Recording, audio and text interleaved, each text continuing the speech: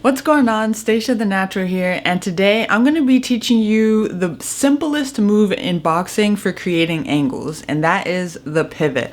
In today's video, you're going to learn what a pivot is, why it's important, and how to do it. So let's get into it.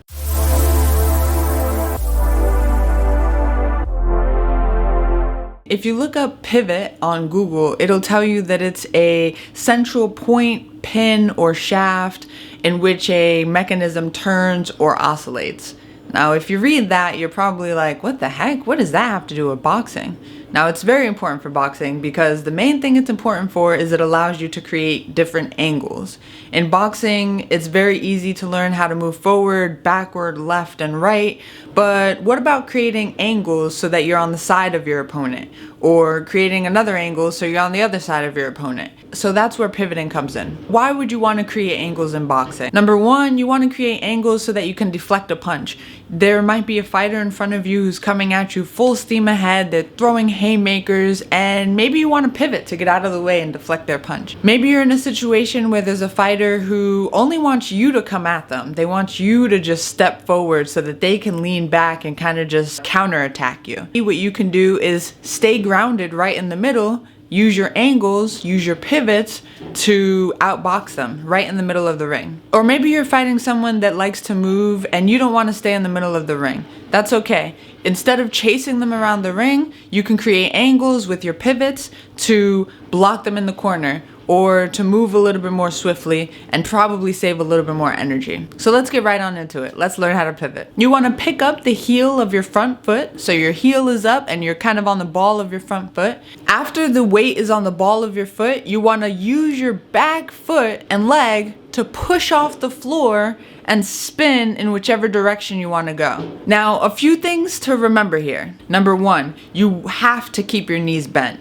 If you lift up, if your knees are not bent, your positioning is not going to be good. Always want to stay in your boxing position, meaning your knees are bent. Number two, same with the boxing positioning, you always want to make sure that your feet are coming right back into your boxing position. So you don't want to start out nice and good in your boxing position, but then once you pivot, your feet are parallel to each other. If they started like this, you want to make sure that when you pivot, they end like this, okay?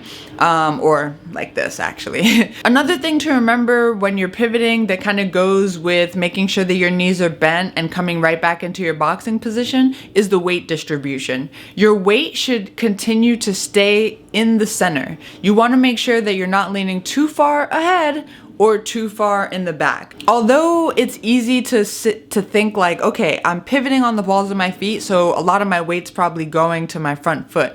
That's not true. It's not true. You're using the ball of your foot to pivot, but your weight is still centered. Last and final thing to remember is to keep your hands up by your face, because it's gonna allow you to come back with punches a lot faster. It's gonna allow you to block punches easier. How to practice the pivot. Something that I like to visualize is pretending that there's like literally something going all the way through my big toe and sticking my foot into the ground. Something that's just nailing my foot into the ground and I cannot lift it up for anything, right? This is your foot. This is the pin right here. And the only thing that you can do, you can lift up your heel right here. You can swivel around the pin like this, which is what your foot does when you pivot, but you can't lift up your foot. It's impossible. You're not lifting up your foot when you're pivoting. Please comment down below if you have any questions as far as pivoting. What I've taught in this video is pretty much like the basics of pivoting. There's things that you can do after the pivot. There's things that you could do before the pivot to make it even better for you.